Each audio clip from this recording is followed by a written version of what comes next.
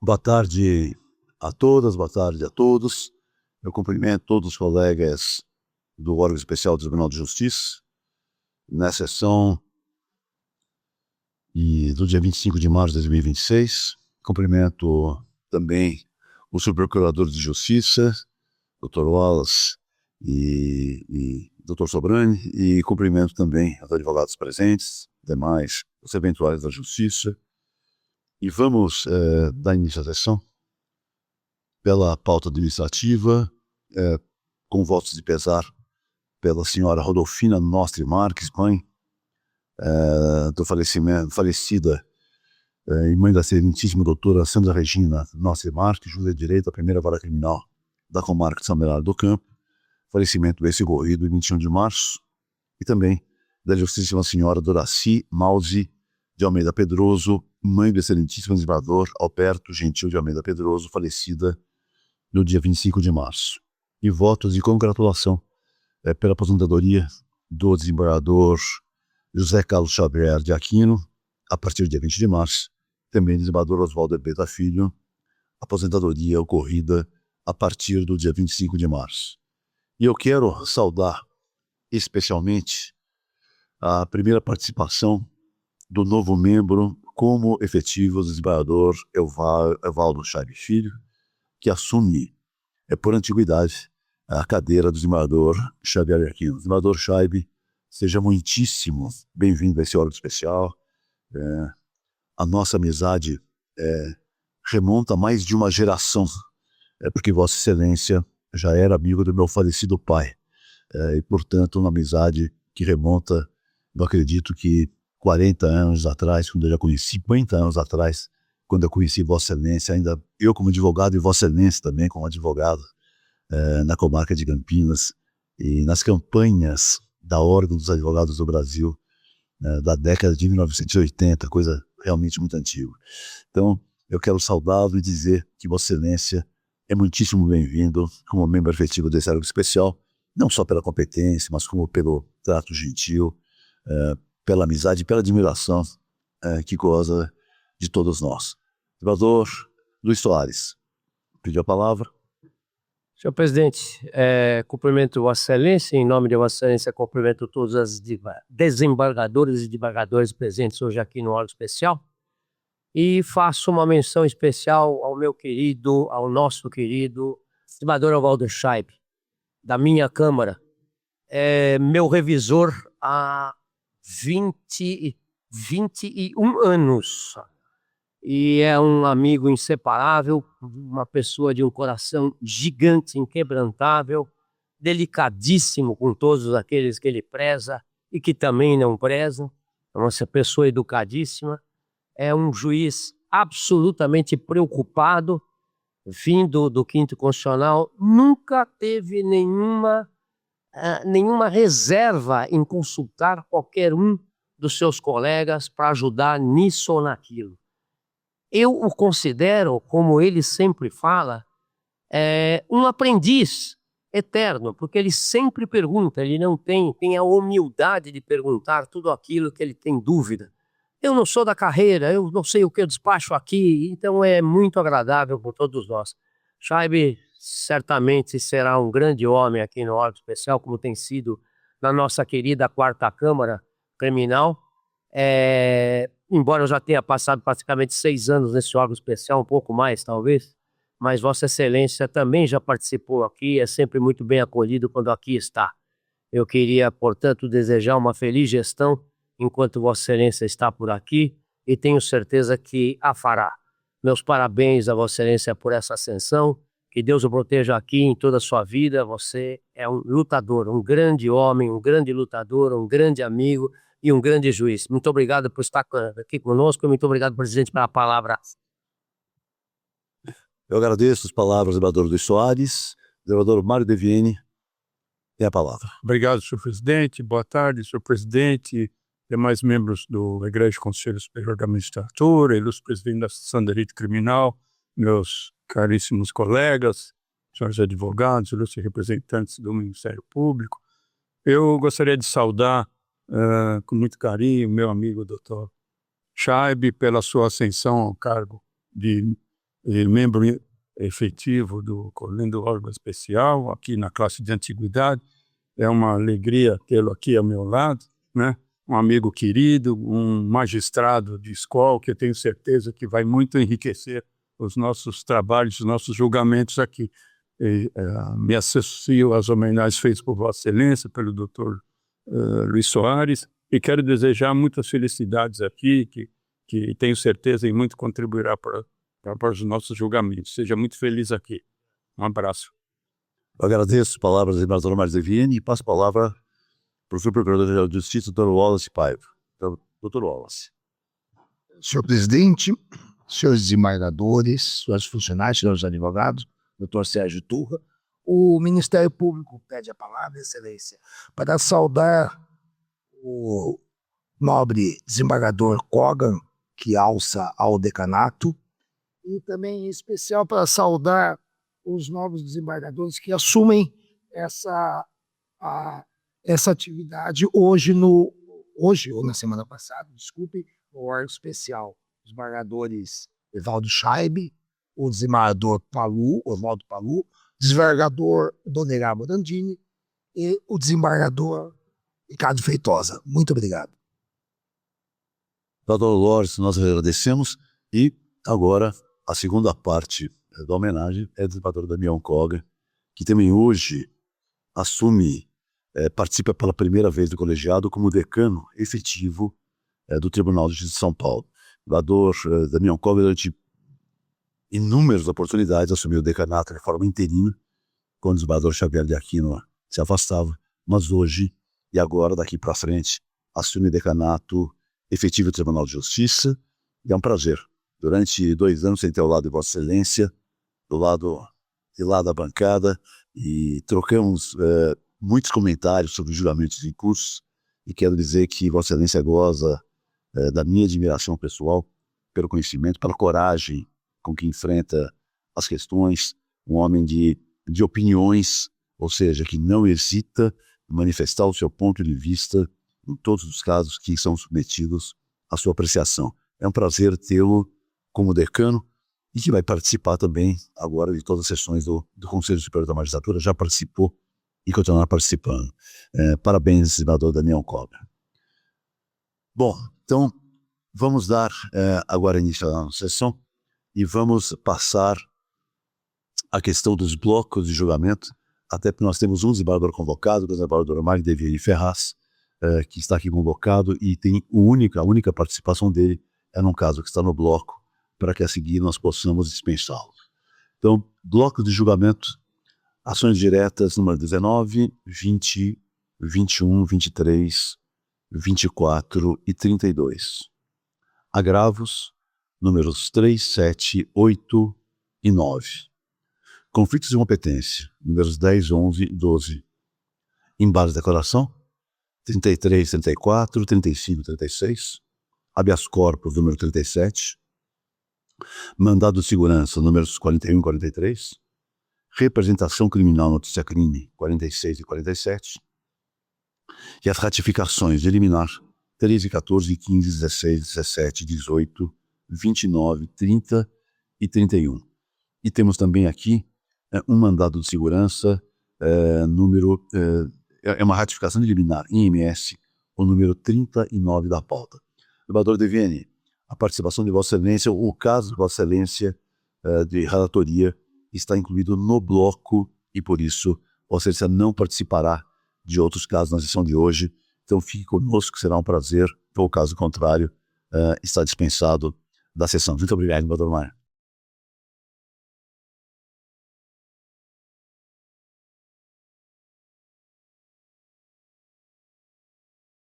Temos ainda, como as intercorrências são de hoje, sobras do desembargador Jarbas Gomes, que hoje não pôde comparecer, números 1, 25, 27, 28, 40, 42 e 45. Adiado a pedido da desembargadora Flória Maria P.N.S. Tossi Silva, o número 38 da pauta, de relatoria desembargador Matheus Fontes. Basicamente isso, o resto é desembargador Marques Devienne, que já estava no bloco que julgamos. Temos agora aqui os casos da pauta administrativa. Vamos a eles? E o número 1 da pauta administrativa é o processo número 0000081.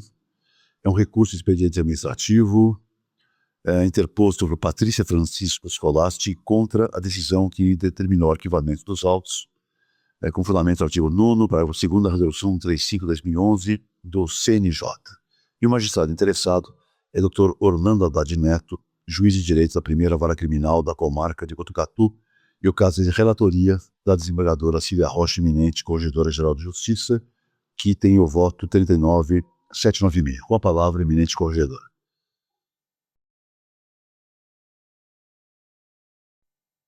Senhor presidente, saúdo Vossa Excelência, cumprimento também todos os desembargadores e desembargadoras, muito especialmente o desembargador Damião Kogan, pelo início do decanato, desejando todo sucesso, assim como ao desembargador Evaldo Scheibe, desejando também muito sucesso, que tenho certeza que acontecerá nesse órgão especial.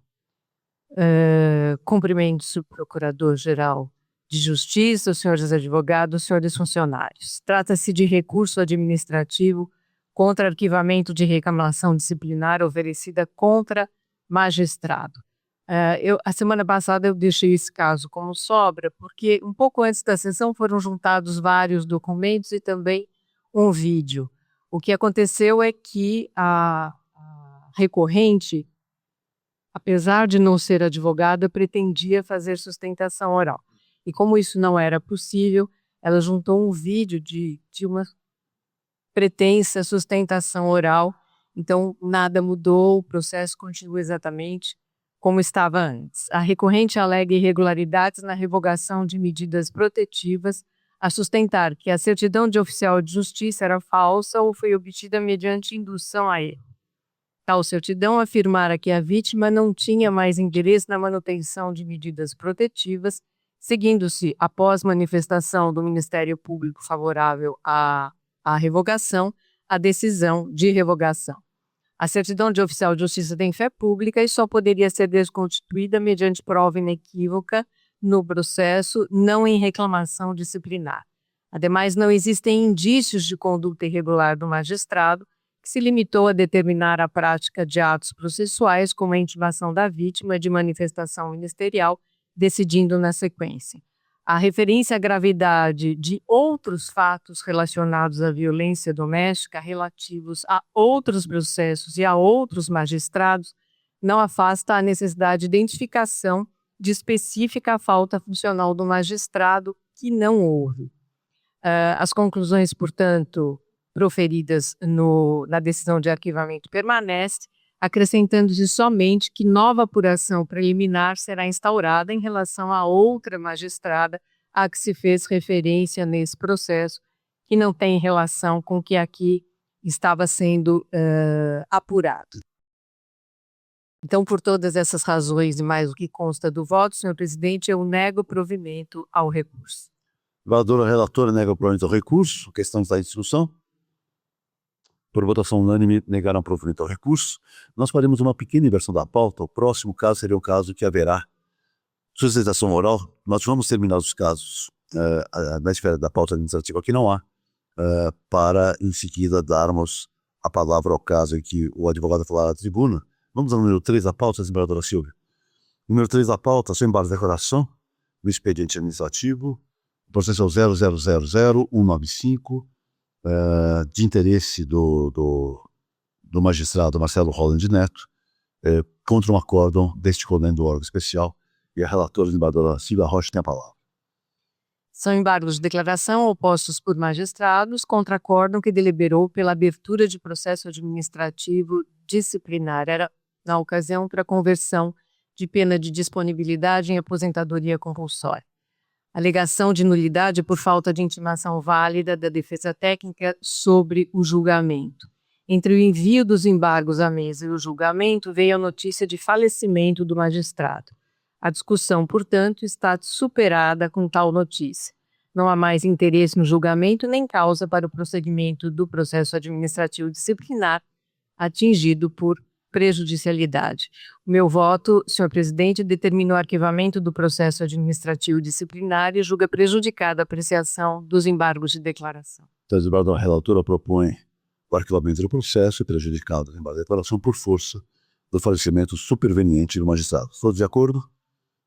Então, esse é o resultado que se proclama. Vamos ao número 4 da pauta, desembargadora Silvia. Número 4 da pauta é o número 000-8994 e é um expediente administrativo, é um recurso interposto por Rafael Martins Moreno, advogado contra a decisão que determinou o arquivamento de uma representação disciplinar, e o interessado é o magistrado da primeira vara da Fazenda Pública da comarca de Guarulhos. Desembargadora Silvia Rocha, na palavra. O recorrente, que é advogado, ofereceu nos autos do processo petição solicitando reserva de 30% do valor homologado a título de honorários advocatícios contratuais, juntando o respectivo contrato. Ocorre que essa petição, por equívoco, acabou não sendo apreciado. E, em consequência, foi expedido ofício requisitório sem o destaque do percentual de honorários contratuais. Depois o advogado peticionou de novo e, no contexto do processo, o magistrado reconheceu o lapso e o corrigiu por sentença de 10 de dezembro de 25. Vale acrescentar que o processamento dos autos seguiu seu curso normal com a prática tempestiva dos atos jurisdicionais. O lapso verificado foi pontual, reconhecido pelo próprio magistrado e prontamente corrigido, conforme já se disse, não havendo nos autos nenhum elemento indicativo de dolo, má-fé, parcialidade ou desvio funcional.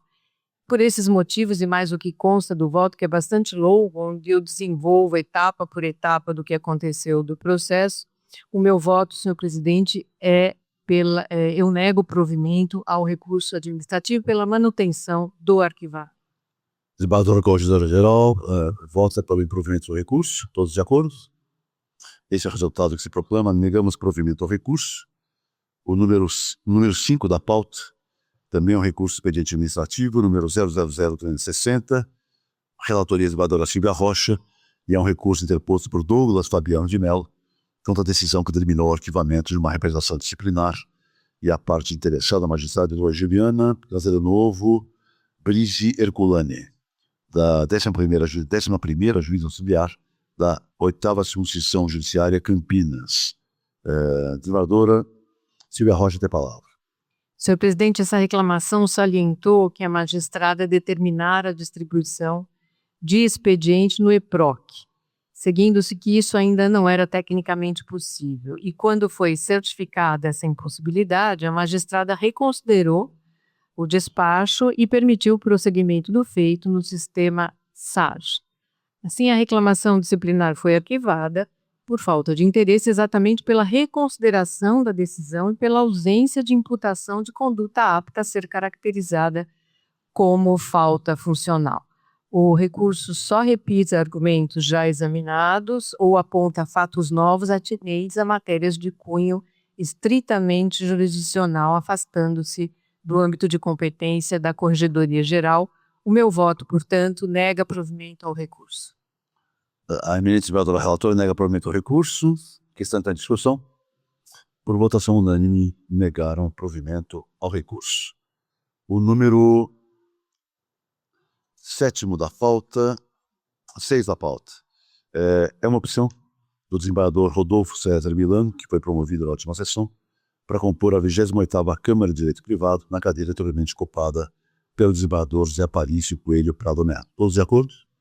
Deferiram o pedido de opção do desembargador Rodolfo Milano. O 7º da pauta também é uma opção da desembargadora Jane Franco Martins, para compor a 23ª Câmara de Direito Privado, na cadeira do desembargador Orvaldo Herpeta Filho, que se aposentou dia 25 de 3. Todos de acordo? Então fica deferido o pedido de opção.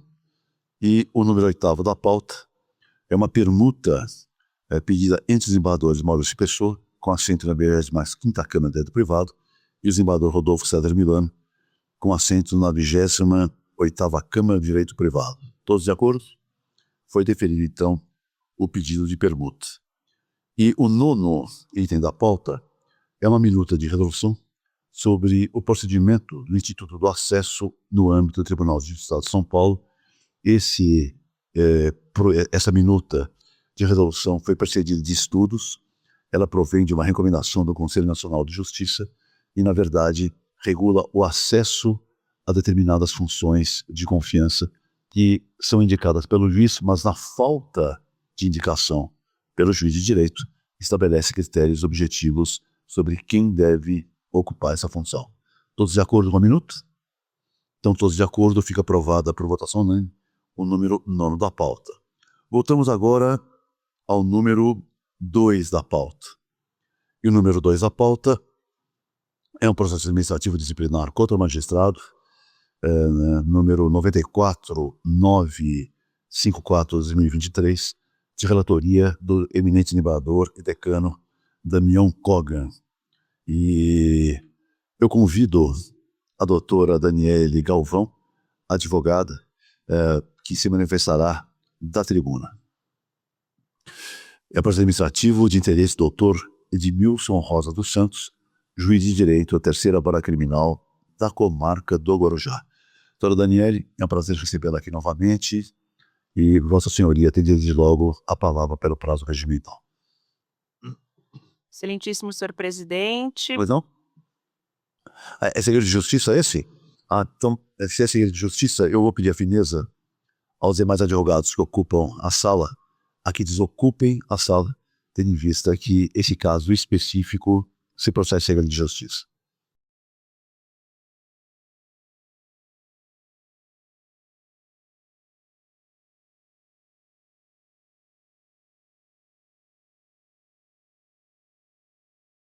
Então, com isso, encerramos a pauta administrativa e passamos para a pauta judicial. Na pauta judicial, desembargador Scheibe. Presidente, eu queria, gostaria de agradecer, se possível, antes de começar a outra pauta, ou deixo para o final. O desembargador Scheibe gostaria de agradecer as palavras que foram ditas. Não, desembargador Scheibe, nós é que agradecemos a presença de Vossa Excelência aqui. Você tem a palavra? Gostaria de falar? Pois não, tem a palavra. Senhor presidente, desculpe, mas senhor presidente, senhor vice-presidente, senhora corregedora, senhores representantes do Ministério Público, senhor decano e senhoras desembargadoras, senhores desembargadores e de forma especial ao meu querido desembargador Luiz Soares de Mello Neto, com quem aprendo, com quem sou meu parceiro de cama, com quem aprendo e tiro todas as minhas dúvidas jurídicas e políticas que aparecem à minha frente. Dirijo-me a todos de forma simples e direta. Hoje minha palavra é somente agradecimento. Assumo essa cadeira no órgão especial por antiguidade. Não foi fruto de campanha, articulação ou qualquer movimento pessoal. Foi o tempo na magistratura que me trouxe até aqui. Completo agora em maio 26 anos nesse tribunal. E por isso recebo esta missão com serenidade, humildade e profundo respeito. Olho para trás e vejo mais de 2 décadas e meia dedicados a esse tribunal. Milhares de votos proferidos, eu já estou essa semana atingindo 68 mil votos. Incontáveis sustentações, debates firmes de decisões difíceis. Cada processo julgado foi um compromisso com a Constituição, leis e pessoas que confiaram na justiça do nosso país. Confesso que é marcante perceber que hoje passo a integrar o órgão especial dessa coluna Câmara, dessa coluna Corte. Não porque representa um título, mas porque representa responsabilidade. Aqui se decide em temas sensíveis, institucionais, estruturais. Aqui se molda, em grande medida, um rumo da administrativa de jurisprudencial do nosso Tribunal Paulista. Sinto-me honrado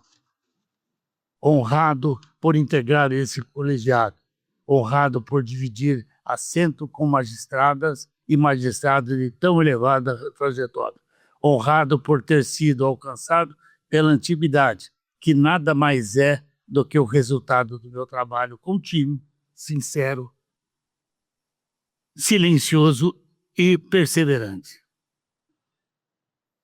Não trago promessas grandiosas, trago disposição para estudar, para ouvir, para ponderar, disposição para contribuir com equilíbrio e independência e lealdade institucional. Farei o meu melhor para desempenhar esta função com competência, serenidade e compromisso com os valores que sempre nortearam minha vida de magistrado. Permitam-me uma nota pessoal. Meu pai, advogado, amigo do pai de Vossa Excelência, criminalista, teve a honra de ser imortalizado nesse Tribunal de Justiça, com um busto que preserva sua memória. Homem apaixonado pelo direito, pela tribuna e pela justiça. Tenho certeza que ele estaria profundamente sensibilizado ao ver que o seu nome, que também é o meu, passa agora a minha pessoa a integrar o órgão especial. Não vejo nisso vaidade. Vejo continuidade, vejo responsabilidade redobrada, vejo a lembrança permanente de que nossa trajetória é construída sobre exemplos que recebemos e sobre o dever de honrá-los. Agradeço a confiança institucional, agradeço a convivência respeitosa ao longo desses anos e reafirmo, estarei à altura do cargo com trabalho, discrição e compromisso. Muito obrigado. Desembargador Chaib, nós é que agradecemos as palavras de Vossa Excelência e vamos iniciar a pauta judiciária com um caso também a segredo de justiça.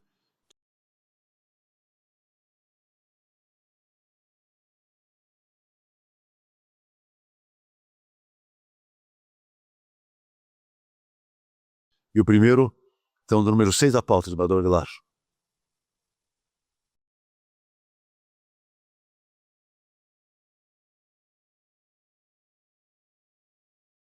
Senhor presidente, aproveito essa primeira intervenção para cumprimentar a todos, especialmente ao desembargador Damião Coggan, pela agora assunção definitiva do decanato, e ao desembargador Chaib, amigo querido, também muito bem-vindo aqui, e será uma honra para todos nós tê-lo conosco.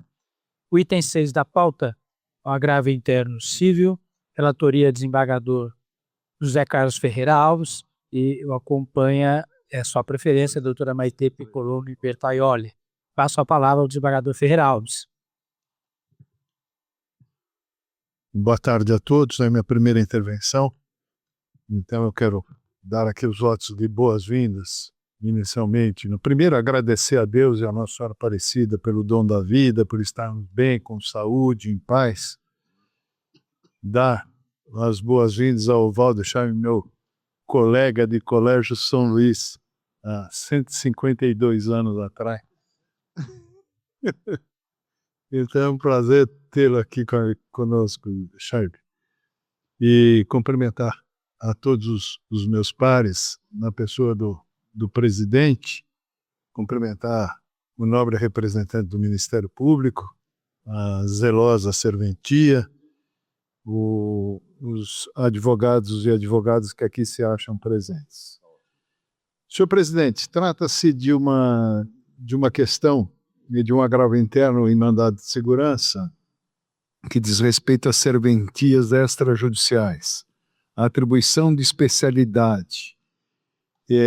Pelo meu voto, eu entendi a ausência de fumus boni iuris e de periculum mora, razão porque meu voto foi no sentido de negar provimento ao recurso. Com efeito, trata-se de agravo interno interposto contra a decisão que indeferiu liminar em mandado de segurança impetrado para afastar a atribuição de especialidade de protesto à serventia extrajudicial de Arujá. A agravante sustenta violação a entendimento do Supremo Tribunal Federal, afronta princípios constitucionais e necessidade prévia de vacância e concurso público para alteração de atribuições. Entendo que são duas as questões em debate. A primeira, saber se estão presentes os requisitos do artigo 7º, inciso 3 da Lei 12.016 de 2009 para concessão da liminar. E o segundo, saber se o ato administrativo de reorganização das atribuições das serventias contraria a orientação firmada pelo Supremo Tribunal Federal quanto à distinção entre desmembramento e desacumulação. A liminar em mandado de segurança exige ilegalidade manifesta e risco de ineficácia da decisão, requisitos não evidenciados em análise preliminar.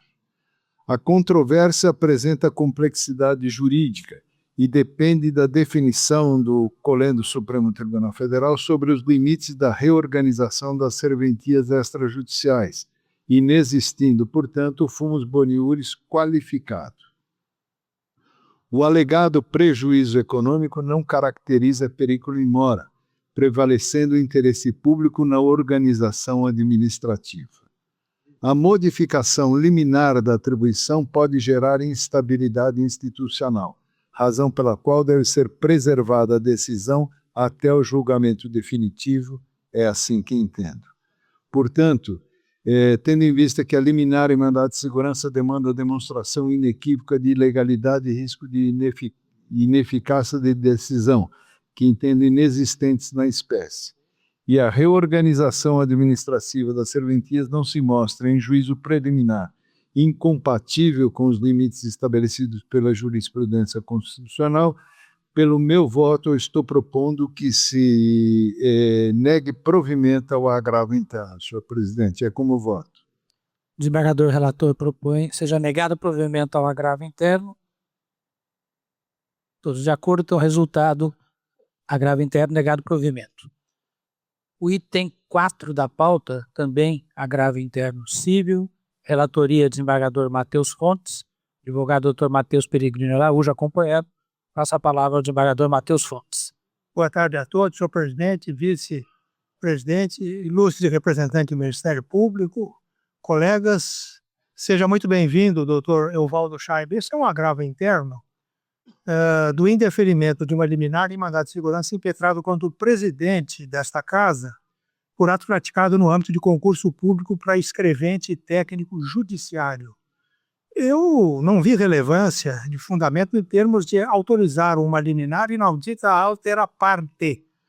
Não foi demonstrada a verossimilhança do direito. Segundo informado pelo próprio impetrante, a comissão examinadora, ao analisar os recursos administrativos interpostos pelos candidatos, inclusive o do impetrante, entendeu por manter o gabarito originalmente divulgado. Eu ressalto que o que ele aparentemente quer, pelo menos nessa fase inicial, digo que este órgão substitua a banca examinadora para reexaminar os critérios por ela empregados na correção da questão impugnada, o que é vedado, salvo em caso de flagrante ilegalidade ou inconstitucionalidade, conforme a tese fixada pelo Supremo Tribunal Federal no tema 485. As razões apresentadas com o agravo interno, a meu ver, não permitem de modo algum modificar os fundamentos da decisão recorrida, que está em consonância com o entendimento do Supremo Tribunal Federal, artigo 7º, 3º da Lei 12.016 de 2009. Não trouxe o agravante fundamento novo que possa modificar a decisão agravada, senão pela reiteração daqueles já expostos anteriormente, dispensando-se outros para sua confirmação. Assim, o meu voto é porque se negue provimento ao recurso. Senhor vice-presidente. Relator nega provimento ao recurso. Votação. Então, por votação unânime, negar o provimento ao recurso.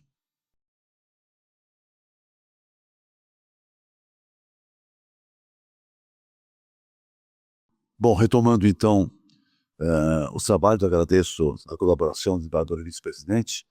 Vamos trabalhar agora com o número 44 da pauta, é um pedido de preferência, é um MS criminal, número 2043453, número 44 da pauta, de relatoria, desembargador Ademir Benedito, e pede a preferência do Dr. Felipe Nascimento Gregório. Desembargador Ademir tem a palavra. Senhor presidente, senhores desembargadores, cumprimento a vossas excelências, o ilustre representante do Ministério Público, senhores advogados, servidores, demais pessoas presentes, cumprimentar o meu amigo Mion Koga, meu vizinho, pela assunção do decanato, definitivamente agora, meu amigo o desembargador Schaibo, por vir a integrar, escolhendo órgão especial. Senhor presidente, nesse caso, de mando de segurança, as folhas 22 dos autos, houve o pedido de desistência que eu estou propondo seja homologado pelo colégio colegiado. O voto é nesse sentido, de homologação do pedido de desistência. Sim, o relator, então, homologa a desistência formulada pelo impetrante, que está em causa própria. Aqui está a discussão, todos concordam? Então, o resultado que se proclama e homologaram o pedido de desistência formulado pelo impetrante. O próximo caso da tarde são os números 48 e 49 de pauta e de relatoria do desembargador Campos Melo, que nós chegaremos conjuntamente, desembargador. Campos Melo, 48 e 49. Julgamento conjunto, senhor. Julgamento conjunto, não é? Eu tenho apenas um voto numerado que abarca. Sim, um voto numerado abarca os dois casos, 48 e 49, e cuida de uma representação criminal, notícia crime, e eu convido a doutora Maitê Piccolomini Bertaroli, representando o doutor Renato Fernandes Pimenta Justo, a ocupar a tribuna.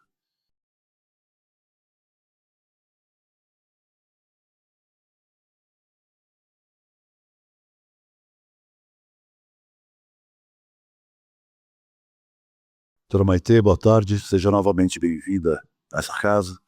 Vossa Senhoria tem a palavra. Obrigada, senhor presidente. Boa tarde a todos.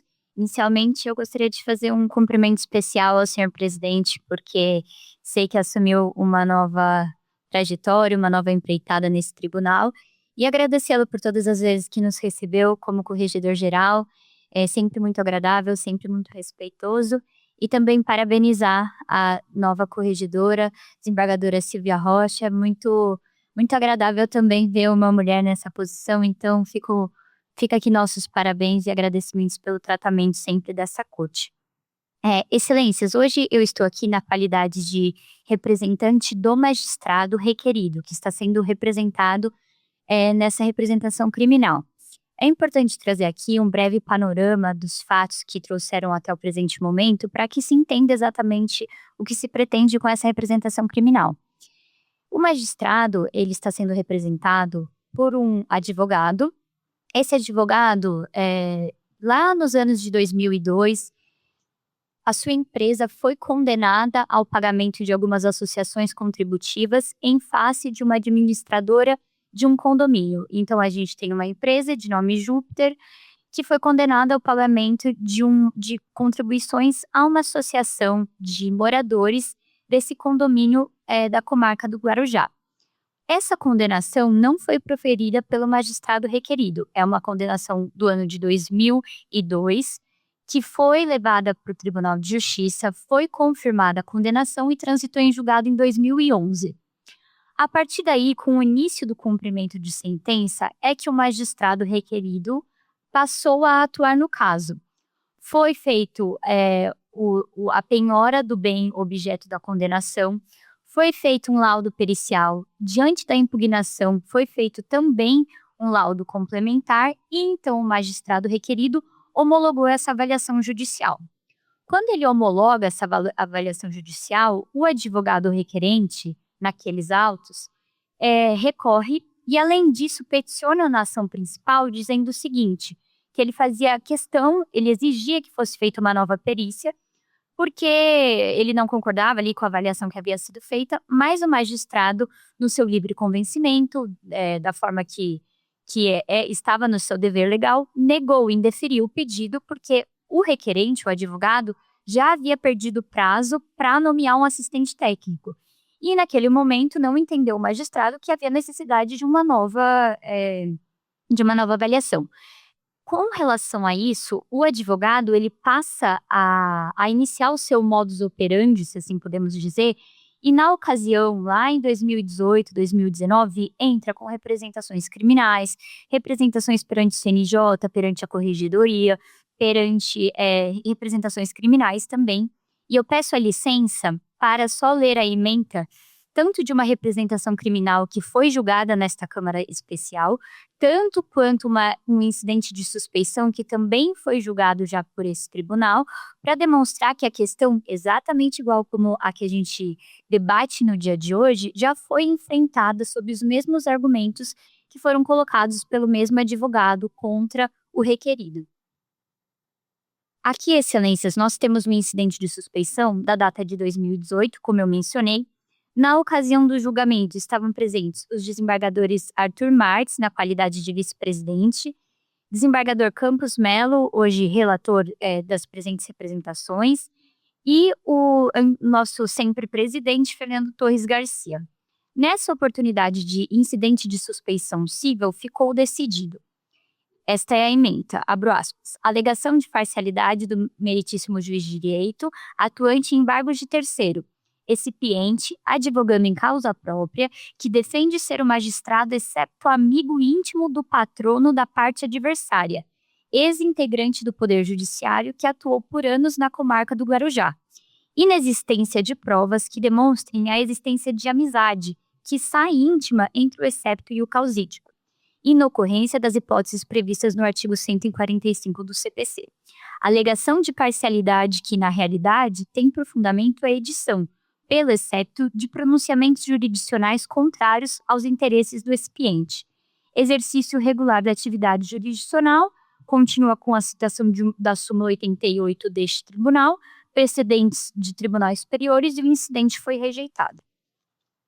Na mesma oportunidade, mas aqui sob o julgamento de uma representação criminal que também foi levada, foi trazida a esse órgão especial, mas na ocorrência de uma decisão monocrática, o desembargador Márcio Bartoli também julga uma representação criminal e assim fica a ementa. Representação criminal, promoção de arquivamento por delegação do Procurador-Geral de Justiça. Irrecusabilidade, acolhimento da pretensão para determinar o arquivamento dos autos. Pois bem, isso tudo se tratou de alguns anos atrás. Com a pandemia, esse processo, esse cumprimento de sentença ficou suspenso, houve a digitalização dos autos e com a volta desse processo já digitalizado, o magistrado então determinou o leilão. Quando ele determina o leilão, o mesmo advogado traz a mesma pretensão para que seja feita uma nova avaliação pericial. Essa avaliação pericial foi novamente indeferida pelo requerido, sob o argumento de que não existia motivos para se refazer, a perícia foi bem feita e, na maior do interesse do requerente, haveria uma atualização do valor do imóvel a ser atualizado ali na data do leilão. Então, não haveria nenhum prejuízo. Contra esse novo indeferimento dessa nova avaliação, o requerente entra novamente com ações, que são as que a gente está lidando na data de hoje. Só para constar, excelências, ele entrou com 3 incidentes de suspeição civil, 2 representações no CNJ, uma representação perante esta corregedoria e 3 representações criminais, 2 delas das quais foram apensadas e estão sendo julgadas nessa oportunidade, itens da pauta 48 e 49, e uma outra representação criminal que na ocasião foi determinado o encaminhamento para a corregedoria. Vale dizer que hoje o expediente que estava sob análise desta corregedoria em decisão, homologando o arquivamento proposto pelos seus assessores, a eminente desembargadora Silvia Rocha também proferiu uma decisão acatando a recomendação para que fosse, de fato, arquivado o expediente correicional. Eu até iria ler a ementa aqui, excelências, mas por bom andamento do feito e em razão do tempo, basicamente repete-se os mesmos argumentos de que não haveria nenhum indício de atuação irregular do magistrado, isso no âmbito correicional. Hoje aqui estamos falando da representação criminal, mas o fato é que todas essas ações elas se baseiam no mesmo fundamento. O requerente diz que o requerido é amigo íntimo, ele menciona uma formação de quadrilha para atender os próprios interesses do magistrado, diz que isso tudo está sendo para que o bem dele seja leiloado com um valor pequeno e esse magistrado requerido receba por fora, traz o abuso de poder de julgar, enfim, e de uma forma manifestamente desrespeitosa atribui ao magistrado requerido a formação de uma quadrilha, de uma associação criminosa por conta desse procedimento. Excelências, além disso, e eu já caminho para o final, a Procuradoria-Geral de Justiça muito bem apresentou a promoção de arquivamento nos mesmos termos, dizendo que não há irregularidade alguma, que esta seara criminal não é a seara correta para julgar se essa associação contributiva, se o pagamento está correto ou não, e, muito além disso, que são meras e resignações pessoais do requerente. Não existe nenhuma prova, o magistrado está no seu livre dever de julgar e o bem faz com decisões motivadas, fundamentadas, e ali não existe nenhum tipo de problema e muito menos um crime de prevaricação. Portanto, excelências, o nosso pedido é para que essa promoção de arquivamento seja homologada e solicitamos ainda que seja encaminhada extração de cópias dos autos para o representante do Ministério Público para que ele apure essa conduta que, no nosso entender, é ilícita praticada pelo advogado, sob pena do crime de denunciação caluniosa ou, como assim entender, o representante do Ministério Público. Muito obrigada a todos. Nós agradecemos a manifestação da doutora Maitê e eu passo a palavra ao eminente relator. Senhor presidente, eu gostaria de cumprimentar todos os presentes e advogados, serventuários, representantes do Ministério Público.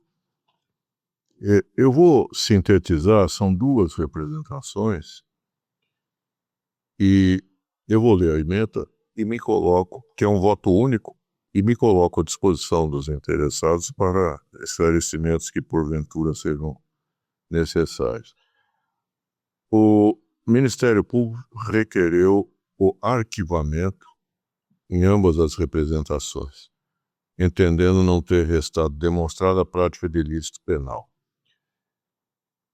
Eu me filio à corrente que é segundo a qual não há possibilidade de rejeição desse requerimento de arquivamento. É entendimento do órgão especial, do Superior Tribunal de Justiça e do Supremo Tribunal Federal. Eu trago à colação os precedentes nesse sentido, vou poupar os senhores e as senhoras do martírio da leitura e estou acolhendo a representação do ilustre procurador para determinar o arquivamento de ambas as representações criminais.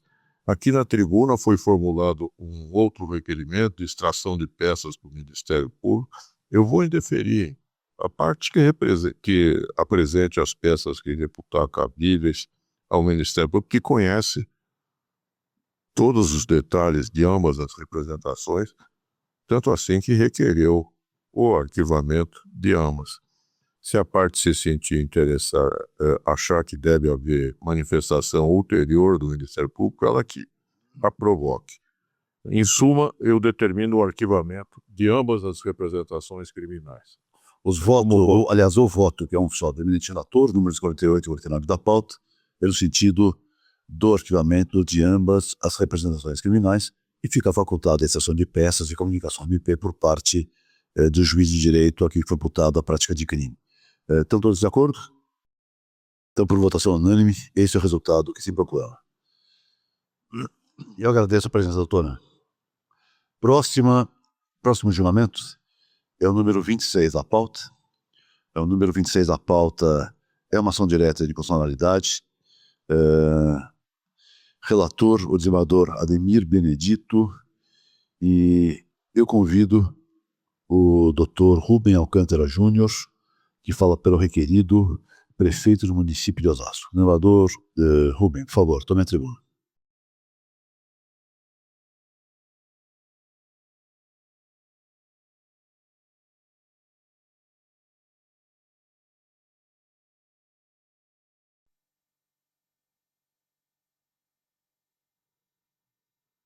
Você tem a palavra pela prosa regimental, doutor. Perfeito. Excelentíssimo senhor desembargador presidente, Francisco Eduardo Moreno, excelentíssimo senhor desembargadores e desembargadoras, que compõem esse colendo órgão especial, ilustre representante do Ministério Público, servidores e demais presentes, cumprimento a todos com o máximo respeito e deferência em nome do prefeito e do município de Osasco. Trata-se de uma ação direta de inconstitucionalidade que colima invalidar nada mais, nada menos que o plano diretor do município de Osasco. É importante frisar aqui que há uma ação, ou pelo menos houve, uma ação anterior que é irmã siamesa desta ação. E perdoe-me aqui pelo uma figura de linguagem um pouco lúgubre, falecida, uma irmã siamesa falecida. Ela faleceu por ilegitimidade ativa. Era uma ação da Associação Vila Quero Verde, a AVIVE, que carregava consigo o mesmo DNA dessa ação. Ela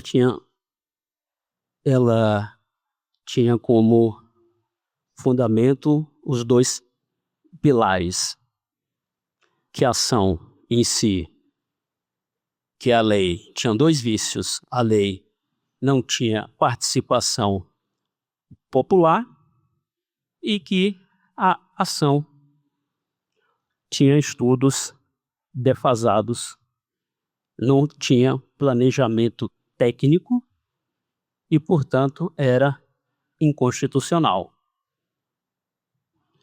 Isso é relevante na medida em que esta associação fez um pedido recente para ingressar, pasmem, nesta ação como assistente litisconsocial, como terceiro.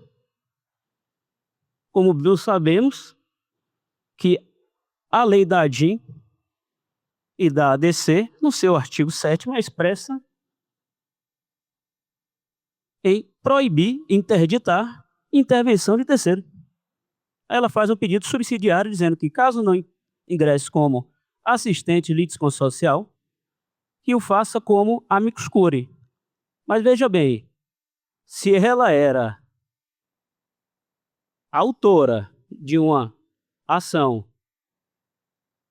que faleceu, foi tida sem resolução do mérito, não tem sentido agora ela pretender ser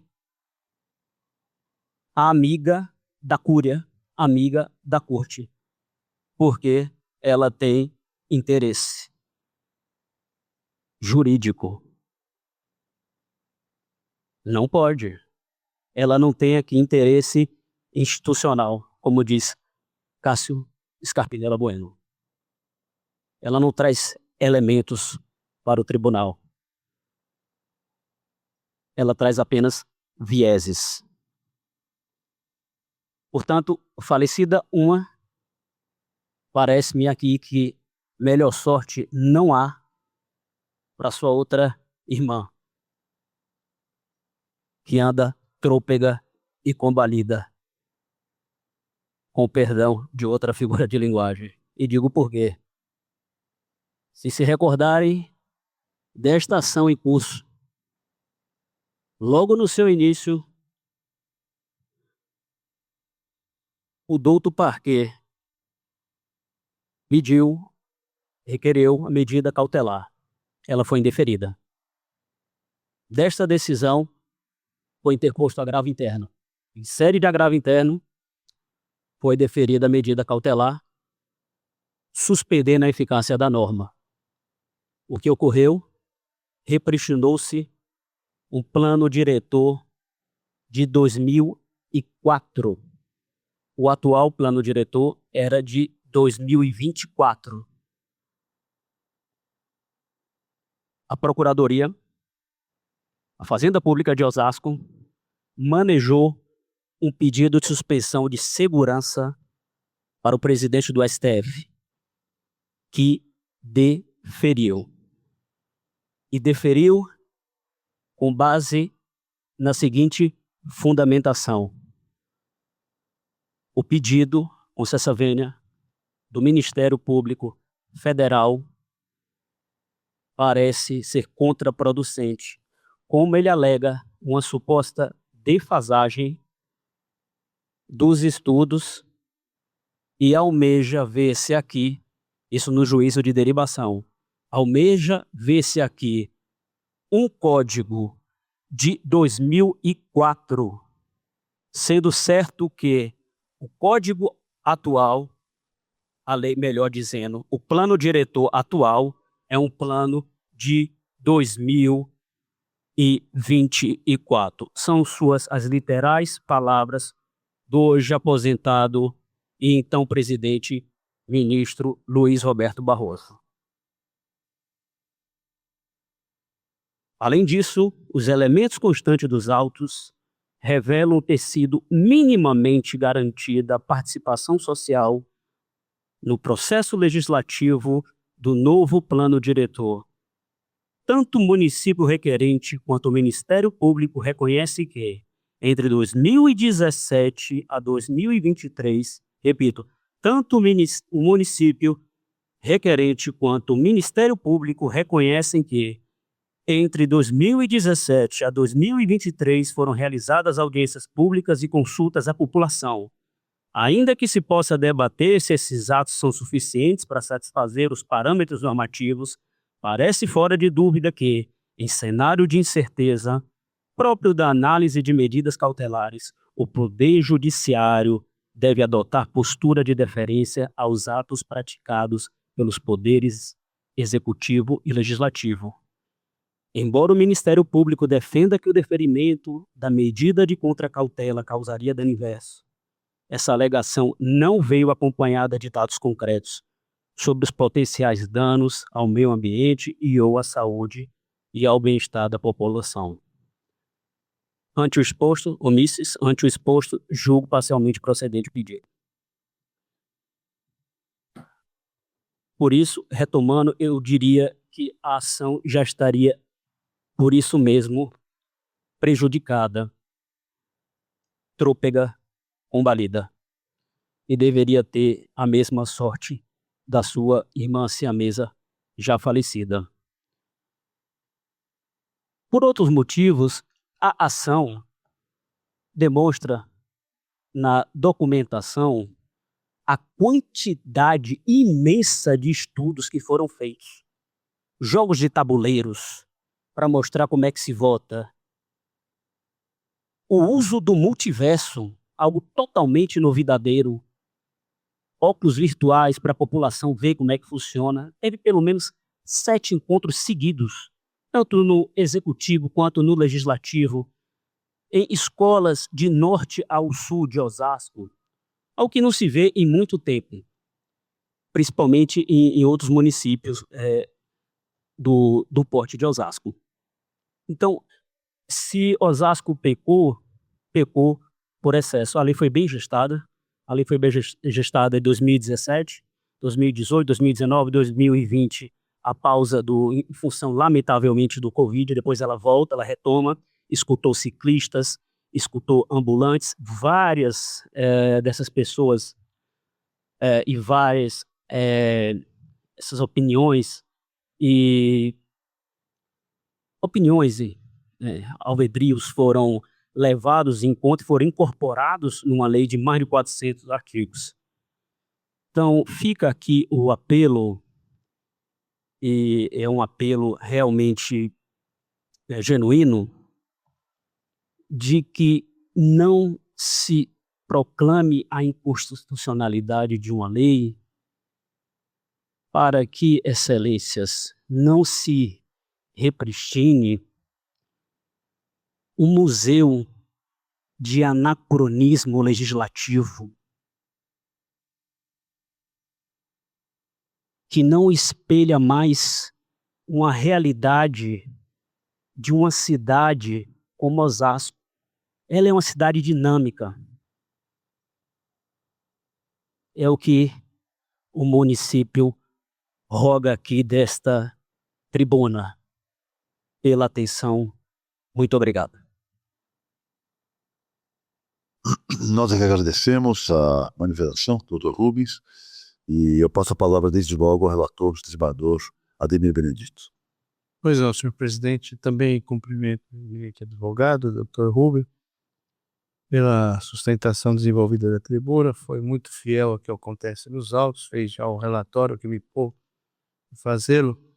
Vou ler a emenda e depois, se houver necessidade, presto algum esclarecimento que for necessário. Eu estou realmente indeferindo a participação da Associação Avive como amicus curiae, terceira interessada, de acordo com o que prescreve a lei, inclusive baseado em precedentes desse próprio colendo órgão especial. No caso, entrando diretamente no mérito, ação direta de inconstitucionalidade que impugna a Lei Complementar 431, de 17 de janeiro de 2024, do município de Osasco, que dispõe sobre o plano diretor do município e dá outras providências. Trata de matéria urbanística com a alegação de ausência de planejamento técnico e de participação popular. Na verdade, houve apresentação do projeto de lei pelo Executivo e posterior aprovação pelo Poder Legislativo local, com participação comunitária, com o destacado da tribuna, através da realização de 5 audiências públicas no âmbito executivo e mais 2 no âmbito legislativo, com acatamento de sugestões formuladas. Também ocorreram estudos apresentados em 2023, baseados em dados coletados em 2017 e 2018, e que abordam também a realidade do adensamento populacional, elemento que deve ser sempre levado em consideração para fins de atualização legislativa e para o planejamento urbanístico, já que representa panorama em constante evolução. Aqui não houve, ao meu ver, nenhum prejuízo, principalmente em termos de constitucionalidade da norma. Então, eu entendo que não se caracterizou a inconstitucionalidade da legislação aprovada e estou julgando improcedente a ação. Agradeço ao desembargador Ademir Benedito, que propõe a improcedência da ação direta. A questão está em julgamento? Todos concordam? Então, por votação unânime, esse é o resultado que se proclama a ADI julgada improcedente. Muito obrigado, doutor. Eu agradeço a presença. O próximo da pauta é o número 51. E o número 51, uma ação direta de personalidade, é o número 2376-928, é de relatoria do desembargador Matheus Fontes. E eu convido a doutora Michele Wittner, que fala pelo requerido prefeito do município de São José dos Campos, a ocupar a tribuna. Doutora Michele, por favor.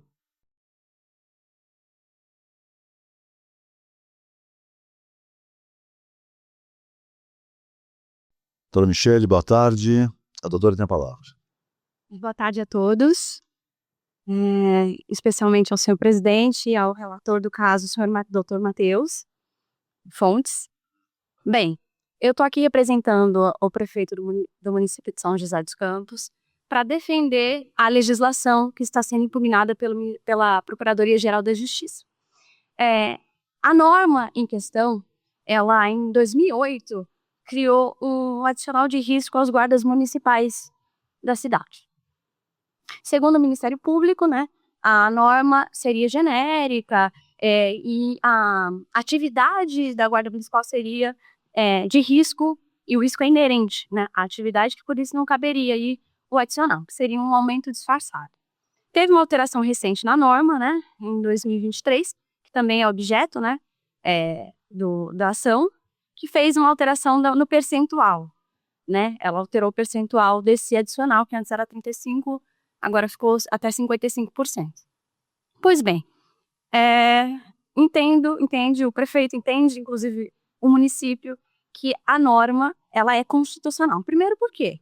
Ela tem base na própria Constituição, porque os adicionais risco, seja de periculosidade, de insalubridade, eles foram criados pela própria Constituição. A própria Constituição criou esses adicionais justamente para remunerar, para trazer algo a mais para as atividades que fogem ao normal, atividades em que os profissionais atuam em risco, que é o caso aqui da Guarda Municipal, do município de São José, que é uma cidade de quase 700 mil habitantes, é uma cidade de médio porte. A gente não está falando aí de um município pequeno, né? Que poderia até se levar em conta, um município pequeno, talvez não tenha a necessidade da Guarda Municipal receber. Mas não é o caso. Além de ter base constitucional, a norma ela também está vinculada, a norma municipal, à norma federal e à regulamentação do Ministério do Trabalho, né? Que indica que nos casos em que há a exposição permanente, é cabível e o risco um adicional. E é o que acontece. E é o que acontece justamente o que acontece no município de São José dos Campos, né?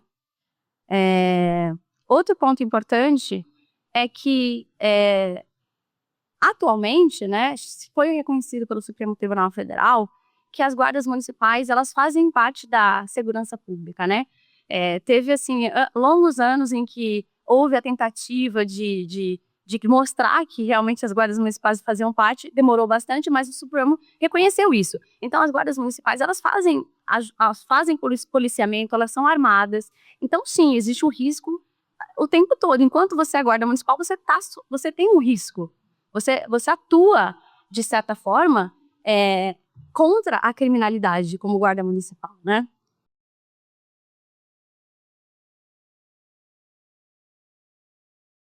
Desculpem. Inclusive, o Supremo, em algumas decisões liminares que foram dadas em outras ações similares a essa, ele suspendeu as decisões liminares por entender que a suspensão desse adicional poderia causar comprometimento da segurança pública, né? Então, a norma municipal, ela tão somente dá concretude à realidade fática, né? Os guardas municipais atuam em risco, né? E risco é um risco permanente, não um risco eventual. O tempo todo é arriscado. Inclusive, se formos analisar aí os argumentos do autor, não poderia existir nenhum outro tipo de adicional. Imagine, um alitenciário, é iminente o risco. O risco é da função do alitenciário de tomar um choque, por exemplo. E ele recebe o adicional. O que eu quero dizer é que é inerente o risco. O risco é inerente. Todas as categorias que recebem adicional possuem risco inerente, igualmente a Guarda Municipal. Então, por isso, o município entende que a lei é constitucional e defende a constitucionalidade. E é assim que o prefeito solicita aí a declaração de constitucionalidade da norma e julgamento improcedente da ação. Eu agradeço a manifestação da doutora advogada e passo a palavra ao eminente relator. Presidente, cumprimento a doutora Michele pela sua sustentação oral. O voto é um pouco longo, eu vou me permitir ler a emenda, até porque a matéria não é nova aqui nesse órgão. Ação direta de inconstitucionalidade, artigo 4º e seus parágrafos 1º e 2º da Lei Complementar 359, de 12 de maio de 2008, do município de São José dos Campos, na redação dada pela Lei Complementar 678, de 24 de novembro de 2023, do mesmo município, e na redação originária. Concessão de adicional de risco de vida aos integrantes da Guarda Civil Municipal de forma genérica, sem indicação de situação anormal ou extraordinária que justifique o pagamento desse adicional. Violação dos princípios da moralidade, impessoalidade, razoabilidade, finalidade e do interesse público, previstos no artigo 111 da Constituição Estadual. Não atendimento ao interesse público e às exigências do serviço, como determina o artigo 128 da Constituição do Estado. Precedentes do órgão especial. Inconstitucionalidade reconhecida. Ação procedente com ressalva de irrepetibilidade do que foi recebido até esta data. É o voto, senhor presidente. O eminente relator, ele julga a procedente da ação com modulação de efeitos. A questão está em votação. Procurador Figueiredo Gonçalves. Senhor presidente, eu cumprimento Vossa Excelência e, ao fazê-lo, cumprimento também os demais pares.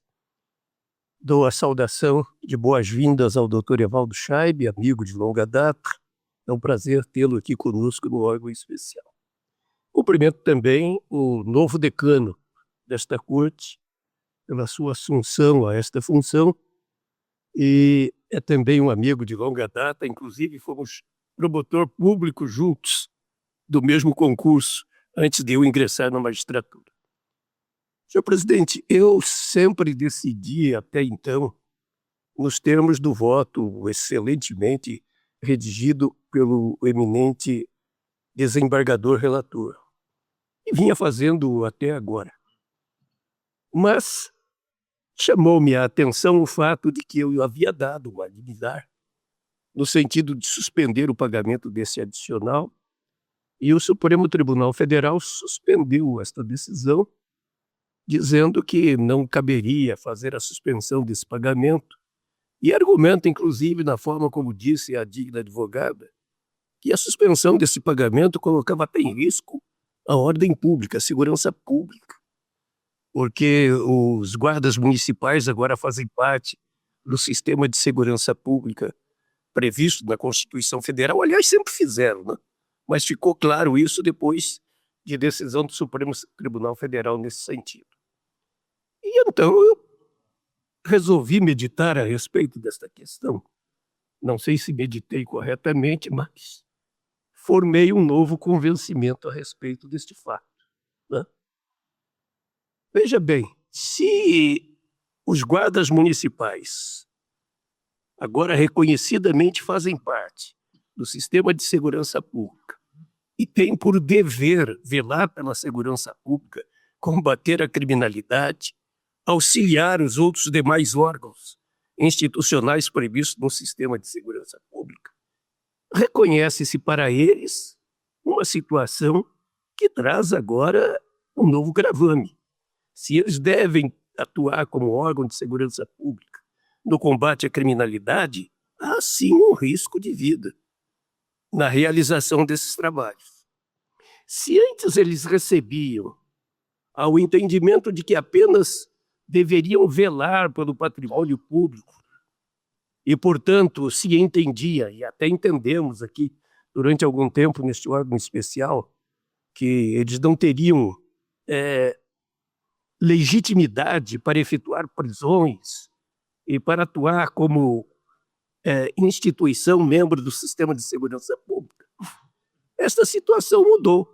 Então, aquilo que eles recebiam por conta daquela atividade que não importava em risco pessoal, agora importa sim, com este entendimento de que eles integram o sistema de segurança pública e, portanto, por conta disso, não vejo por que dizer que a lei municipal outorgou um benefício sem descrever o motivo inerente. O motivo inerente é esse. Agora há uma situação concreta que alterou a situação anterior. E se eles recebiam antes, por atuar apenas para a defesa dos interesses públicos, dos bens públicos, agora eles integram reconhecidamente, a meu ver sempre integraram, o sistema de segurança pública e têm que realizar atividades que portam em risco pessoal no exercício dessas atividades. Dizer que isso é um aumento disfarçado, não vejo, não. Me parece que tem fundamento para se dar este benefício. E ainda que fosse um aumento de salário, é da competência do município propor legislações, propor leis que possam importar em aumento salarial de seus funcionários. Dizer que isto afeta a moralidade pública, o artigo 37 da Constituição Federal, afeta a moralidade pública, afeta por quê? Que isto afeta o princípio da impessoalidade, mas como? Está dando para toda uma gama de funcionários, não é para um funcionário só. Portanto, eu não vejo por que se entender, nos termos do artigo 37 da Constituição Federal, que há inconstitucionalidade nesta norma legislada. O município tinha legítimo interesse em fazê-lo, porque mudou a situação da Guarda Municipal. O município tinha autonomia para dar este aumento, se a gente entender que isto é um aumento e não uma gratificação por conta desta nova situação. E, portanto, eu não vejo onde se possa declarar a inconstitucionalidade desta norma. Por isso, eu peço licença ao eminente relator e peço licença aos demais, porque víamos repetidamente decidindo assim, mas o meu convencimento atual é neste sentido. Portanto, eu proponho seja julgada improcedente esta ADI. Então, o eminente desembargador Vieira de Gonçalves, então, abre a divergência e propõe a improcedência da ação. Desembargador Décio. Senhor presidente, cumprimento Vossa Excelência, na pessoa de Vossa Excelência, todos os desembargadores, desembargadoras, representantes do Ministério Público, advogados, os eventuários da Justiça. Me associo expressamente às homenagens que foram prestadas ao desembargador Valdo Schaibe pela sua investidura agora como titular, integrante na condição da antiguidade como efetiva do órgão especial. Cumprimento o desembargador Damião Kogan pela assunção do decanato, também agora de caráter efetivo. E eu pedi a palavra, senhor presidente, porque eu acompanho o eminente relator. Eu acho que a lei é inconstitucional, ela não descreve efetivamente quais são essas atribuições. É posicionamento antigo aqui no órgão especial, não é nenhuma novidade esse julgamento. O que fica para mim como novidade, eu até trouxe isso no voto aqui, é essa questão que foi suscitada pelo desembargador Figueiredo Gonçalves, que eu entendo não como justificativa para a improcedência da ação, mas para a modulação. O município tem uma lei editada em 2008 que prevê o pagamento desse adicional. É uma parte significativa da remuneração do Guarda Civil Municipal. A gente sabe, essa remuneração tem conotação salarial, natureza irrepetível, faz parte, integra os vencimentos dos servidores. Eles não deram causa ao surgimento de uma lei defeituosa, eles são vítimas de uma situação criada pelo legislativo local que não descreveu à época quais seriam essas funções. Então, entendo que não só não podem ser prejudicados e não estão sendo, na medida em que o desembargador relator reconhece a natureza irrepetível do que foi pago no passado, mas deixariam de receber essa remuneração a partir do julgamento do Tribunal de Justiça. Eu tenho acompanhado a jurisprudência do Supremo Tribunal Federal, tenho acompanhado decisões que foram proferidas pela presidência em suspensão de decisões aqui do nosso órgão especial, em casos semelhantes a esse aqui, em que foi concedida a suspensão ao argumento de que há, efetivamente, com a paralisação dessa remuneração, uma ameaça à organização municipal com relação à questão da segurança. Então, a minha divergência é parcial e a ponderação que eu faço não é pela improcedência, é pela procedência da ação, como sempre fizemos, e que, além da irrepetitividade da verba, que nós modulássemos para que os efeitos dessa decisão passem a existir daqui 120 dias, para que a Câmara Municipal, o município, possa se preparar, encaminhar à Câmara um projeto de lei descrevendo essas funções, como mencionou o desembargador Figueiredo Gonçalves, né? Como a Polícia Militar tem a lei que estabelece o regime especial de trabalho policial, que descreve as funções. O que está faltando é isso, é uma questão formal só, porque na essência nós sabemos que a verba é justa, faz parte da remuneração dos servidores, e eu, com todas as vênias, eu estou aderindo, vou votar com o eminente relator, mas faria essa ponderação, no sentido de nós concedemos um prazo de 120 dias da data do julgamento para modulação dos efeitos do julgado. É isso a minha manifestação, senhor presidente. Muito obrigado. Bom, meu painel aqui de ordem de preferências está apagado. Então, eu não tenho quem pediu a palavra em primeiro lugar. Mas, de qualquer modo, o desembargador Décio Tarângelo, então, ele acompanha o relator, mas com uma divergência menor extensão, apenas no que se refere a modulação dos efeitos e de um prazo adicional para que haja eficácia do julgado. Próximo da fila, desembargador Matheus Fontes. Eu considero bastante razoável, né, a modulação de 120 dias. Portanto... Bom, então modificando desaparece essa essa divergência em pequena monta do desembargador Décio, já não há mais. acompanha a ponderação. Então o desembargador Matheus Fontes acompanha, estendendo, portanto, a questão da eficácia do julgado por mais 180 dias. É 180, né? 120. 120 dias. 120 dias. Desembargadora Silvia Rocha. É exatamente isso, senhor presidente. Nós discutimos a semana passada um caso bastante semelhante. E o que o Supremo Tribunal Federal tem feito, ele não analisou o mérito ainda dessas questões. O que ele tem feito é suspender as liminares, exatamente dizendo que essas leis são muito antigas, essa daqui é de 2008, tem 18 anos, portanto, e que interromper de uma hora para outra esse pagamento causaria um prejuízo muito grande aos funcionários, aos guardas civis, e, portanto, eu acho que a solução, e talvez seja a solução que o Supremo encontre, seja essa mesma, a da modulação. Eu concordo com a procedência da ação e com a modulação. Realmente, eu fiz uma pesquisa uns 15 dias atrás, porque esse tema é recorrente aqui no órgão especial, e o Supremo não enfrentou o mérito das ações diretas. O que ele tem feito é suspender as liminares que nós concedemos ao argumento de que isso poderia provocar efeitos deletérios na questão da segurança pública, mas sem enfrentar a questão de fundo. Está tudo, por enquanto, da acordo do Supremo, na esfera das liminares que concedemos. O que não tira, senador Figueiredo Gonçalves, em absolutamente nada, a força da sua argumentação em relação à equiparação da Guarda Municipal a uma integração à segurança pública. Isso não tira a força desse argumento.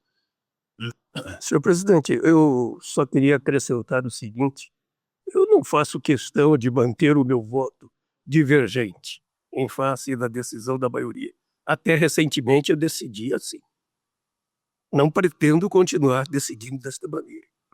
Entendo que se o Supremo Tribunal Federal está suspendendo as nossas liminares, é porque ele entende que haverá uma decisão em sentido contrário. Sinaliza para isso. E não vejo também utilidade em se julgar inconstitucional esta norma agora, para que se possa propor uma norma semelhante só dizendo que por conta destas circunstâncias há periculosidade que deva ser agora remunerada por esse adicional. Mas, se é do entendimento geral, não quero causar polêmica. Eu retiro a minha divergência com esta sugestão de que haja um prazo de modulação. Eu proporia até que fosse de 180 dias e não 120, que é para dar tempo para que haja uma nova norma que entre em vigor neste período. O relator concorda com a extensão do prazo para 180? Eu acho que 120 dias estaria razoável. Foi o que o doutor Décio propôs, não é? Acredito que esteja bastante razoável.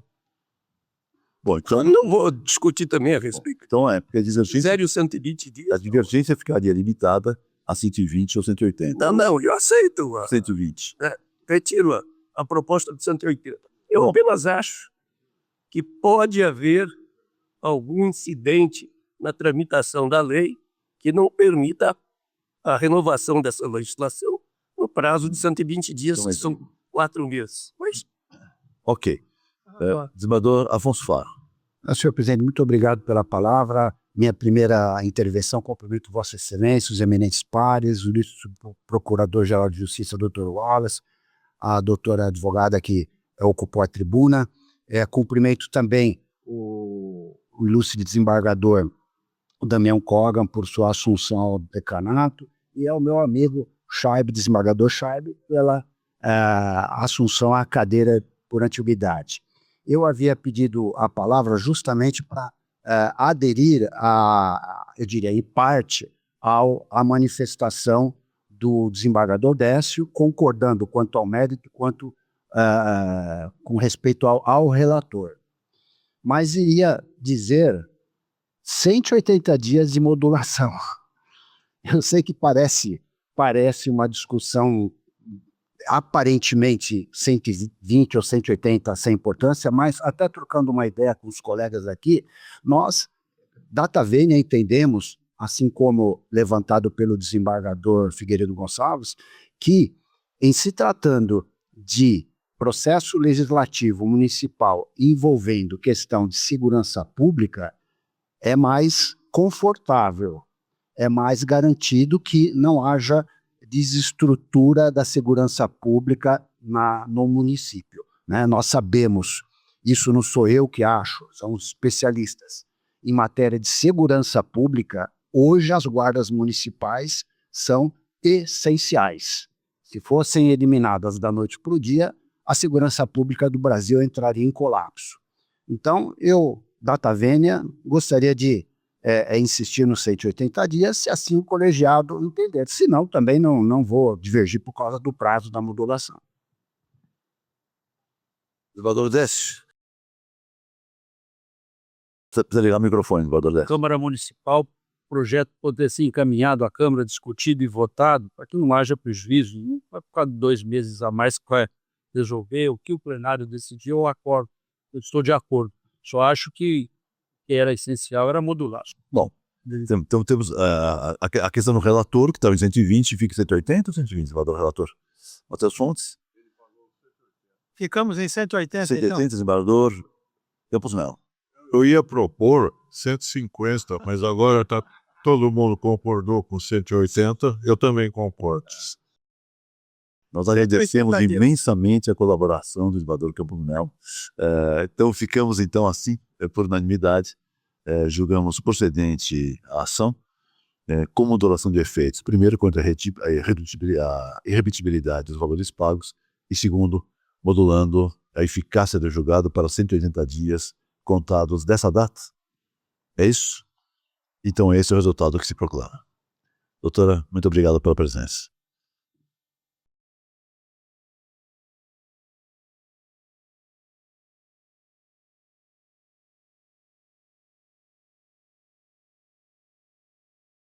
A última sessão da hora do dia é o número 22 da pauta, uma ação direta e constitucionalidade, número 2206.835, e será julgado em conjunto com o número 5 da pauta, que é um agravo interno cível, número 220835, a numeração é a mesma, de relatoria do desembargador Renato Rangel Desinano.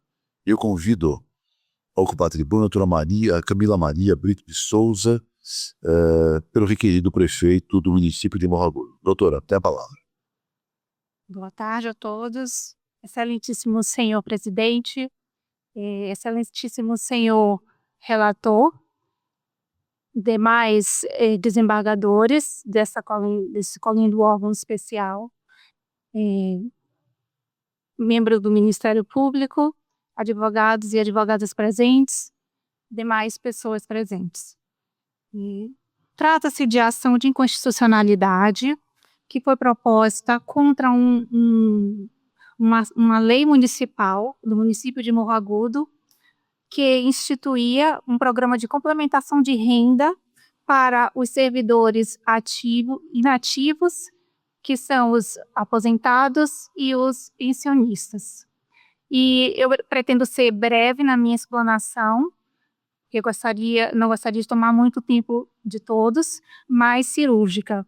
O meu objetivo aqui nessa sustentação é falar sobre a modulação dos efeitos. Não desconhecemos que esta Corte Especial tem julgados parelhos neste sentido, no sentido da inconstitucionalidade da norma. No entanto, eu trago uma situação peculiar da região, do município. Se de um lado nós temos uma alegada sangria dos cofres públicos pela instituição de um benefício que não encontra guarida na Constituição Estadual, de outro lado nós temos uma situação fática de 521 aposentados e pensionistas que dependem exclusivamente desse soldo para sobreviver, com aproximadamente 70% deles recebendo até 2 salários mínimos. Eu sei que é um assunto que não é corriqueiro aqui neste órgão especial, porém é necessário que seja enfrentado. Portanto, eu trago à discussão a modulação dos efeitos dessa decisão, que seja ex nunc, pois entendo pelo resguardo da segurança jurídica e excepcional interesse público neste caso. A presente ação direta de inconstitucionalidade, se for julgada procedente, não será ela trará um impacto muito negativo para o município e também para todos os inativos, servidores inativos, porque a declaração de inconstitucionalidade ela não será uma mera declaração formal, mas ela trará prejuízos inefáveis. Por isso, eu chamo a atenção de Vossas Excelências para que possam levar em consideração essa situação fática, na qual o prefeito do município de Morro Agudo, através dessa procuradora que vos fala, requer a modulação dos efeitos ex nunc.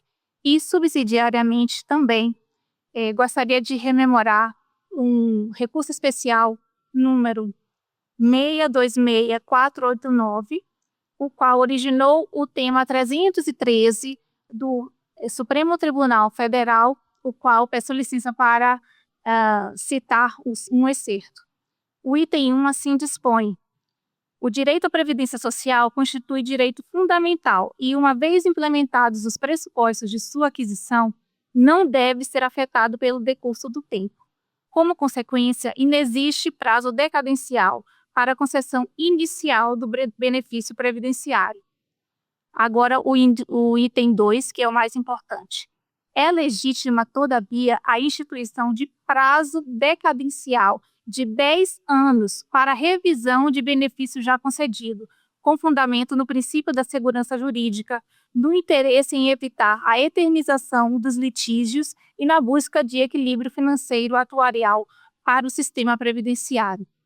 Em outras palavras, o Supremo Tribunal Federal admite a decadência do direito revisional de aposentadorias e de pensões, mesmo diante de declaração de inconstitucionalidade.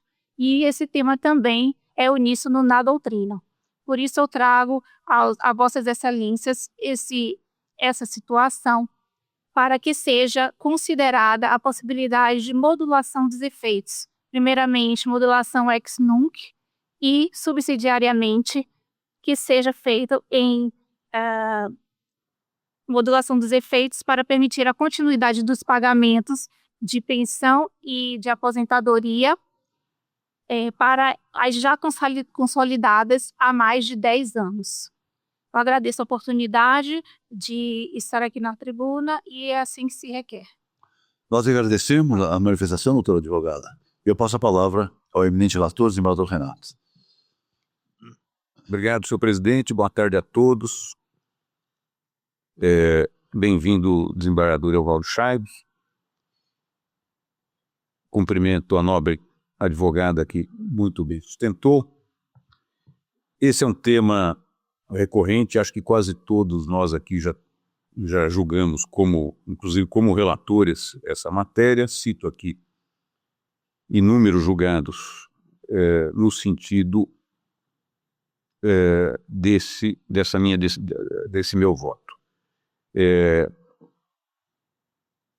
A norma impugnada foi ditada com o declarado intuito de pagar aos servidores inativos e pensionistas, bem como as servidoras em gozo de licença maternidade, verba correspondente ao auxílio alimentação, verba essa paga aos servidores em atividade.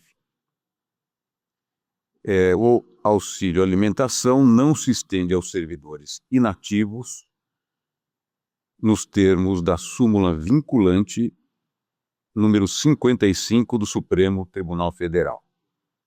É verba que ostenta a natureza indenizatória e não se justifica, portanto, seu pagamento a servidores que não estejam em atividade. Viola dispositivos estaduais que mencionam. Realmente vejo a necessidade de modulação.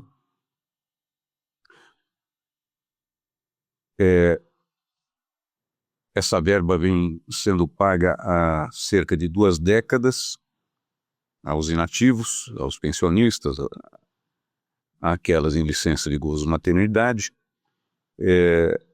e esse benefício, como demonstrado nos autos, corresponde à expressiva parcela da remuneração paga aos inativos.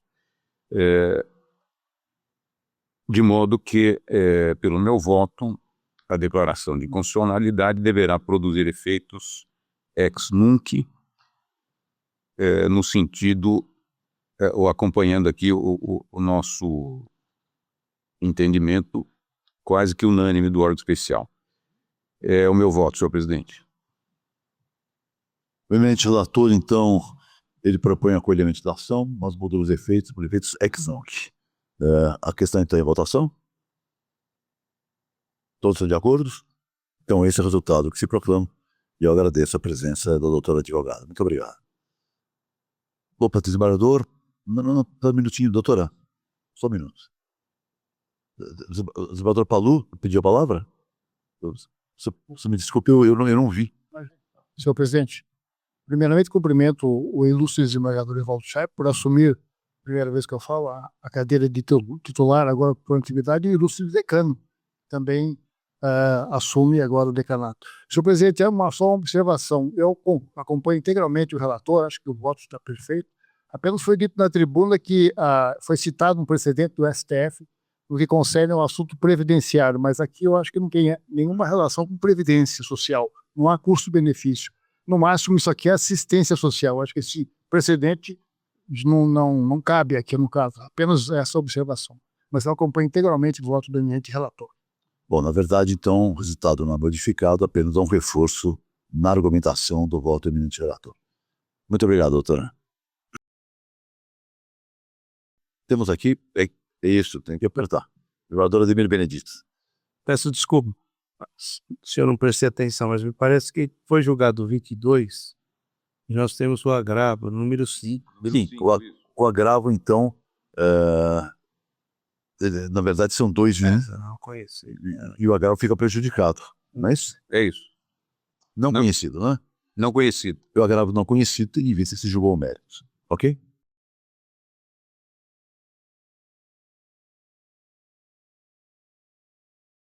Bom, e o último processo da tarde é o número 50 de pauta, e é um conflito de competência civil, em que o relator é o desembargador Ademir Benedito, e indicou vistas o desembargador Nuevo Campos, e é um conflito de competência civil dentre a 4ª turma recursal da Fazenda Pública do Colégio Recursal dos Juizados Especiais e a 12ª Câmara de Direito Público do Tribunal de Justiça do Estado de São Paulo. O desembargador Ademir Benedito não havia iniciado o julgamento, não, desembargador Ademir, tem a palavra.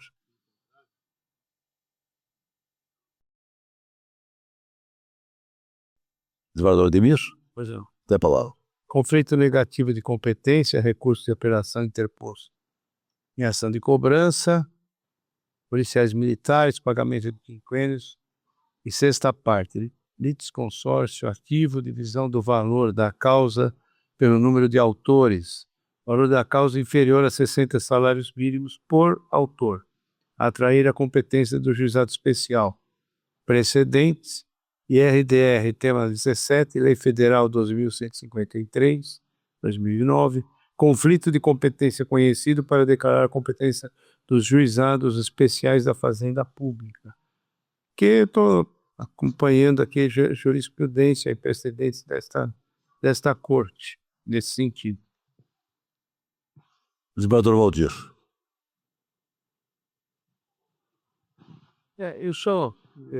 Um tempo atrás eu desisto de vários processos, mas justamente para orientar essas, né? Como na capital tem o GFAS, o processo não poderia ter sido remetido ao colégio recursal.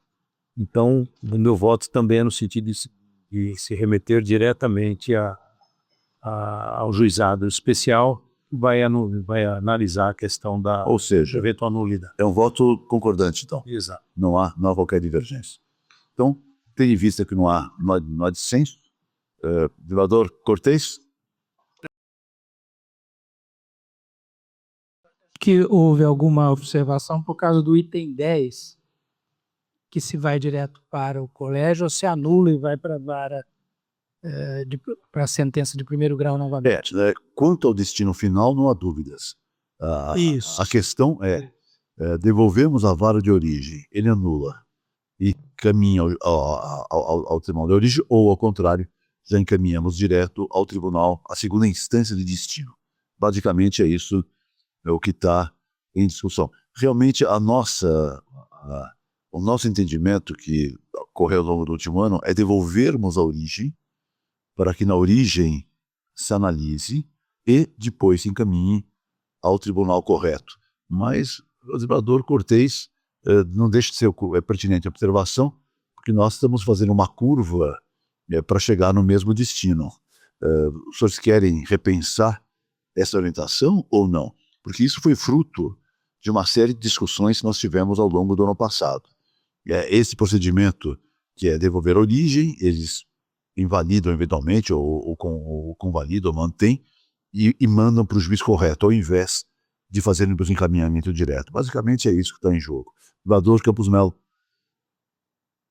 Isso foi objeto de muita discussão ano passado, Sim. Mas nós temos sedimentado o entendimento que essa curva é necessária. Sim. Essa curva é necessária justamente porque a decisão que propicia a subida ao colégio recursal é a do juizado. Então, se não houve decisão do juizado, mandar direto para o colégio recursal me parece uma incongruência. Nós temos votado assim sistemática e reiteradamente. Ao longo pelo menos uma curva necessária, salvo o melhor juízo. O desembargador Vico Manha está com voto hoje, no mesmo sentido. É sim. Hoje. E passou no bloco. Eu Então, acredito que a partir de a curva passou no bloco. Sim. Aqui faríamos a mesma coisa. Sim. Embora não tenha ido para o bloco. Eu acho que nós temos que manter essa coerência. Sim, desembargador Décio. Gente, é para aderir, né? O que nós temos feito, e esses casos de conflito, nós lá do público, a gente tem mais ou menos uma percepção, esses são casos que estão acontecendo sempre na 12ª Câmara de Direito Público, por uma interpretação de um dos colegas que integram, que encaminha direto para o colégio recursal. Se ele mandasse direto para o juizado, como todas as outras câmaras fazem, não haveria essa quantidade imensa. Ele tem uma ação civil pública lá que tem execuções singulares e tem ações de cobrança de prestações pretéritas que são ajuizadas, que têm dado origem a esses conflitos. E as câmaras lá, quando recebem decisões assim, vindas da Justiça Comum, encaminham sempre para o juizado especial. O juizado especial ratifica ou não a decisão e dessa decisão o processo vai para o colégio recursal, que é o órgão competente de acordo com o artigo 39 da Lei dos Juizados Especiais. É o que nós temos feito aqui. Acho que não há razão para mudar, não. A parte dispositiva, então, fica mantida. Conflito de competência conhecido, acolhido, para declarar a competência dos juizados especiais da Fazenda Pública, ou seja, da primeira instância, para que lá se decida. É isso? Ok, então esse é o resultado que se proclama, não há propriamente um dissenso nesse caso. Há mais algum caso pendente? Então, diante da inexistência de casos pendentes, eu declaro encerrada a sessão, sem antes, no entanto, eu passo a palavra ao desembargador Campos Melo. Vossa Excelência me atalhou novamente, isso está ocorrendo a miúde, mas mesmo assim eu gostaria de cumprimentá-la pela série e serena condução dos trabalhos. Obrigado. Então, declaro encerrada a sessão.